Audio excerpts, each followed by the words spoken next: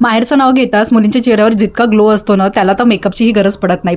पण आज मला पडणार होती कारण की मी जाणार होती माझ्या माहेरी माझा भाऊचा बर्थडे अटेंड करायला. तर एक सिम्पलसा गेट रेडी विथ मी इथे करून घेऊया. माझ्याकडे 2 ऑप्शन होते सासूबाईच्या साड्यामधून कोणती पिक करायची. दोन्ही ग्रीन होत्या तर मी हा एक सोबर रेग ग्रीन सिलेक्ट केला आणि अगोदर साडी घालून घेतली. मला खूप कंटाळा येते तयारी केल्यानंतर साडी घालायला. तर मग इथे हेअर ओपन केले. हेअर ओपन असले ना तर तितकी मेकअपची गरजच पडत नाही. माझा कॉन्फिडन्स तसाच ग्लो अप होऊन जातो. बाळ झाल्यापासून हेअरफॉल तसाच वाढलेला आहे. पण तरीही आता मी माझ्या काही हॅबिट्समुळे खूप रिकवर केलेले आहे. तुम्हाला माझं हेअर केअर रुटीन पाहिजे असेल तर नक्की कमेंटमध्ये सांगा. अगदी बेसिक मेकअप करून मी इथे रेडी झाले. इयरिंग्स मॅचिंग घातले.